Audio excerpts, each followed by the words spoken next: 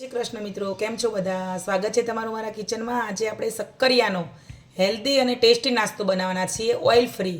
આમાં ઓઇલ પણ યુઝ નથી થતું કે કોઈ જાતની કોઈ બીજી વસ્તુ નથી આવતા. આપણા બેઝિક મસાલામાંથી હેલ્ધી નાસ્તો બની જાય છે અને ખૂબ પ્રમાણમાં એન્ટીઓક્સિડન્ટ છે આમાં, તો આ ખાવું જ જોઈએ અને બાળકોને પણ આપવું જોઈએ.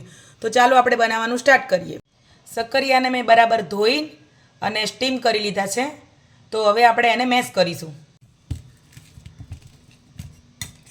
શક્કરિયાની છાલ ઉતારવાની નથી, કેમ કે જેટલા બી પોષક તત્વો છે એન્ટીઓક્સિડન્ટ એ એની છાલમાં જ છે, ખૂબ જ ભરપૂર માત્રામાં. તો છાલ કાઢવાની નથી, ખાવાની જ છે.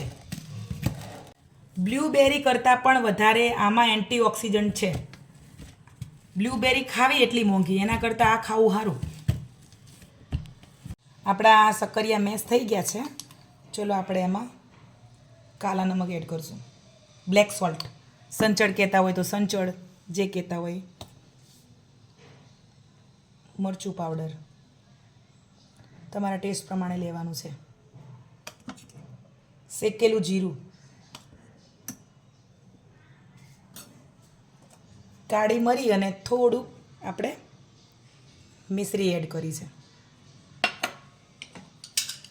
એક લીંબુનો રસ,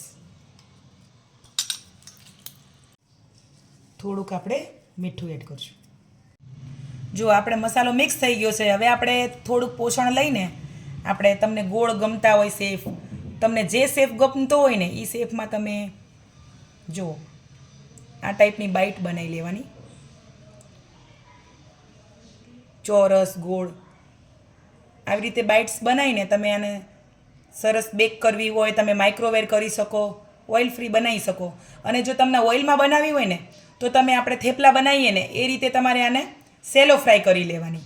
તો હું આજે મશીનમાં બનાવવાની છું એને, બ્રેડ આપણે સેન્ડવિચનું મશીન આવે ને એમાં. તો ચાલો આપણે બનાવવાનું સ્ટાર્ટ કરીએ. આપણે બેક કરવા મૂકી દીધા છે આપણા મશીનમાં. હવે આપણે એને બેક કરી દઈશું. જો તમારે ઓઇલ કે બટર કંઈ સ્પ્રેડ કરવું હોય તો તમે કરી શકો છો.